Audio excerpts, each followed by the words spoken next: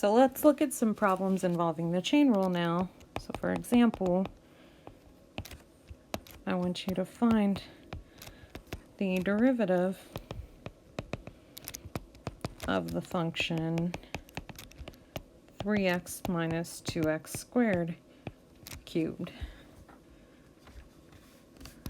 So the chain rule says you kind of forget about the inside piece for a minute, which is this 3x minus 2x squared, and you only focus on the outside, which is this cube here. So you're going to do the power rule, f prime of x, bring the 3 down in front, 3, and leave the inside alone, and reduce your power by 1 using the power rule. It would be a square. And then the chain rule says you multiply by the derivative of the inside.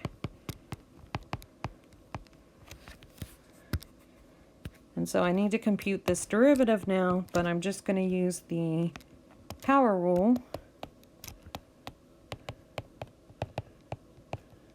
So the power rule would give me 3 minus 4x. And here's my derivative.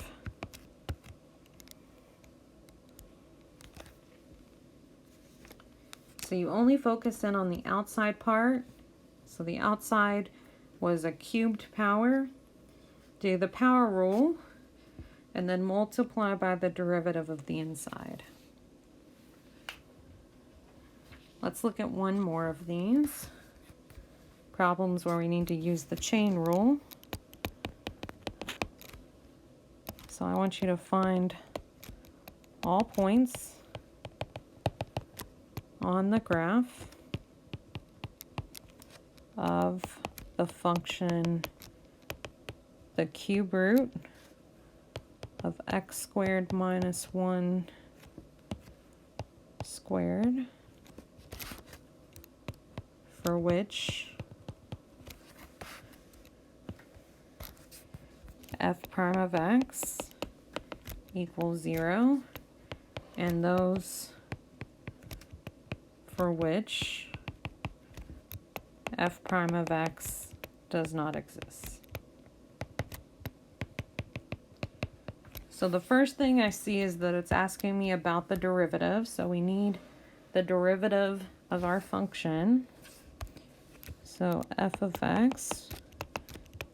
I'm going to rewrite my function now as an exponent. It's a cube root, so this function we could rewrite it as x squared minus 1 to the 2/3 power. And now we're going to use the chain rule here to compute this derivative. So again, the inside would be this x squared minus 1. The outside is a power, so I'm going to use the power rule. 2/3. And then you're going to subtract 1 from the power. If I subtract 1, it would be a negative 1/3. And then the chain rule says you got to multiply by the derivative of the inside. X squared minus 1. The derivative of the inside would be, well, I just have to use the power rule. It'd be 2x. So let's rewrite some of this. The derivative would be 4x over 3, and then I'm going to move that term to the denominator so it has a positive power, x squared minus 1 to the 1/3, or you could also write this, if you want, as the cube root.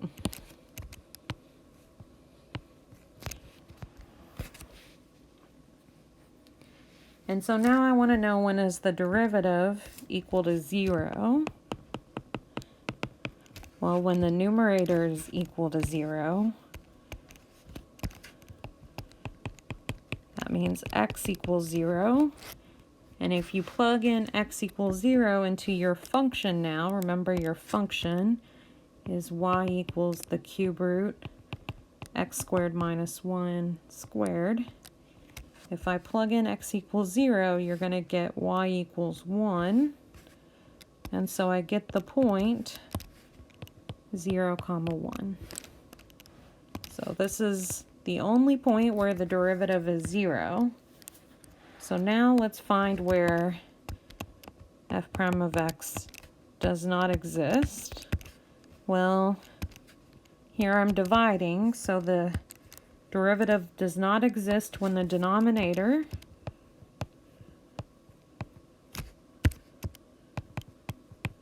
equals 0.